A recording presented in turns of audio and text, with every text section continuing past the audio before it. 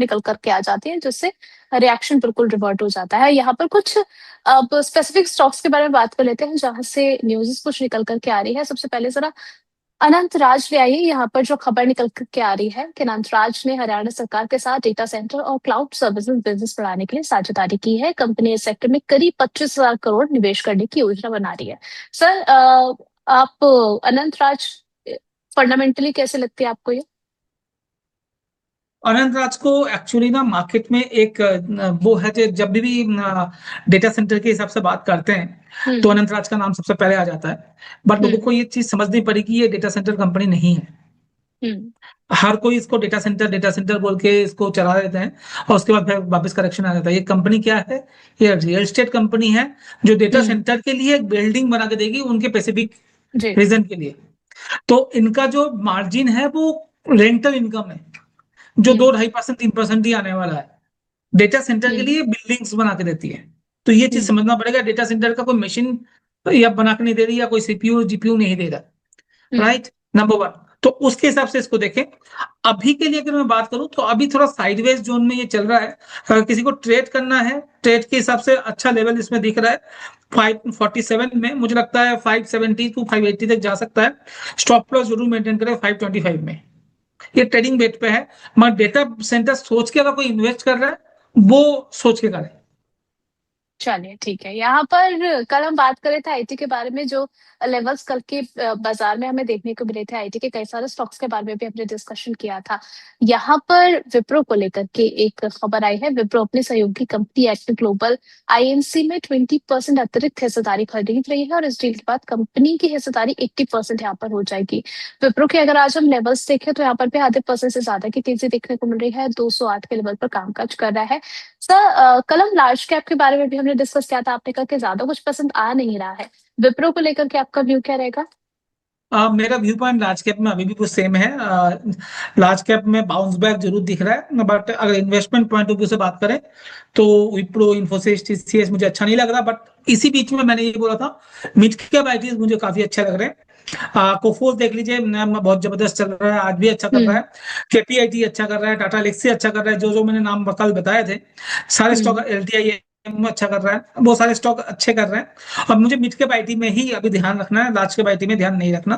क्योंकि अब जब वापस करेक्शन आएगा इनमें ज्यादा आएगा देन मिड कैप आईटीज, क्योंकि वो काफी रिजल्ट भी काफी अच्छा प्रदर्शन दे रहे हैं और साथ में उनका जो फ्यूचर आउटलुक है वो भी अभी ठीक लग रहा है। चलिए ठीक है। यहाँ पर मिड कैप पर कल भी हम लोगों ने बातचीत की थी और सर ने कई सारे ऐसे स्टॉक्स जो है आप लोगों के साथ शेयर भी किए थे। यहाँ पर नेक्स्ट हम बात कर लेते हैं ओला इलेक्ट्रिक के बारे पे। कंपनी जो है ग्रोथ और एक्सपेंशन के लिए फंड जुटाने की तैयारी में है। ओला इलेक्ट्रिक ने 500 करोड़ जुटाने के लिए क्यूआईपी लॉन्च किया है। कंपनी ने 37.74 रुपीज पर शेयर का फ्लोर प्राइस यहाँ पर तय किया है। ओला इलेक्ट्रिक को लेकर के सर, कंपनी फंडामेंटली आपको कैसे लगती है? क्योंकि अभी जिस तरीके से हमने पिछले कुछ दिनों में देखा था, कुछ तेजी यहाँ पर देखने को मिली थी। कई लोग जो है उनका ये भी सवाल था सर बीच में कि क्या इन लेवल्स पर अभी भी बने रहना चाहिए या फिर निकल लिया जाए। 38 की प्राइस पर चलता हुआ नजर आ रहा है। आपका व्यू क्या रहेगा? जी। सबसे पहला चीज तो ये समझिए, ओला इलेक्ट्रिक जब आया था ये एक इस तरह का मॉडल लेके आए थे जो हम बजाज को, हीरो मोटो को, हम्म। होंडाई को क्या अलग तरीके से दुनिया से हटाएंगे। क्योंकि वो पेट्रोल में दिमाग लगा रहे हैं, हम इलेक्ट्रिक में दिमाग लगा रहे हैं, हम हम्म। टेक्नोलॉजी में दिमाग लगा रहे हैं। करेक्ट। हम्म। मगर जिस तरीके से वो आए थे वो अपने आप को उस तरह से साबित नहीं कर पाए। क्योंकि टीवीएस देखेंगे अब नंबर वन प्लेयर बन चुका है ईवी में। हम्म। टीवी की मैं बात कर रहा हूँ, एवी सेगमेंट की ऐसे भी नंबर वन है, हम्म। बट टीवी सेगमेंट में भी नंबर वन बन चुका है। हीरो मोटो, होंडा जो है वो बहुत अच्छा कर रहा है। हम्म। बजाज ने भी अपना इलेक्ट्रिक व्हीकल्स लेके आ रहे हैं। तो मोटा मोटा और इनके पास वो पैसा भी है और ये प्रॉफिटेबल बिजनेस भी है। तो हम्म। जब ये लोग लेके आ रहे हैं तो आप इनका रेवेन्यू चेक कीजिएगा ओला इलेक्ट्रिक का। तो अगर मैं हम्म। रेवेन्यू उनको बताऊं, 2023 में 2600 करोड़ का रेवेन्यू कर रहे थे, 24 में 5000 करोड़ तक पहुंचे, 2025 में 4,500 करोड़ में आया, मैंने 500 करोड़ नीचे आया। जब बजाज टीवीएस ने अपना पाव पसारना लगे मार्केट में, अब देखिए इनका हम्म। रेवेन्यू कितना हो गया। इनका रेवेन्यू हो गया 2200 करोड़, 5000 से घट के 2200 करोड़ में आ गया। ईयर ऑन ईयर की रेवेन्यू की बात कर रहा हूँ टोटल। तो इन शॉर्ट आधा 50%। और अब लोग ओला इलेक्ट्रिक लेने की कोशिश नहीं कर रहे या उनको छोड़ने की कोशिश कर रहे हैं, क्योंकि यहाँ पर बहुत सारे इश्यूज आ रहे हैं बाइक में।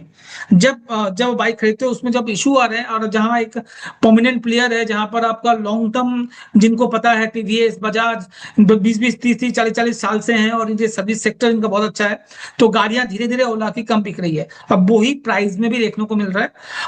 तो सस्ता देख के खरीद मत लीजिए, क्योंकि इनका प्रॉफिट नहीं बढ़ रहा है, इनका प्रॉफिट घट रहा है, इनका रेवेन्यू घट रहा है। तो मेरा कहने का मतलब है 40 रुपए में तो ये स्टॉक, 38 रुपए में ये स्टॉक मुझे अच्छा नहीं लग रहा है। किसी वजह से वापस अगर 22-23 रुपए मिल जाए तो ट्रेडिंग पॉइंट ऑफ व्यू से अलग बात है, but investment point of view से अवॉइड करें आज के दिन पे।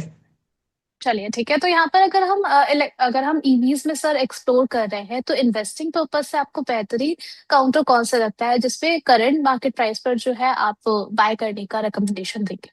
जी, ईवी में अगर ध्यान देखेंगे ना, तो सबसे पहले जो चेंजेस आएंगे वो गवर्नमेंट की तरफ से आना है। अब गवर्नमेंट की तरफ से आने का मतलब है क्या है, जितने भी पब्लिक ट्रांसपोर्ट है उनको आने वाले 5-7 साल में पेट्रोल डीजल से हटा के इलेक्ट्रिक बसेस में कन्वर्ट करेंगे। तो मेरा फोकस आज के दिन पे इलेक्ट्रिक बसेस में है।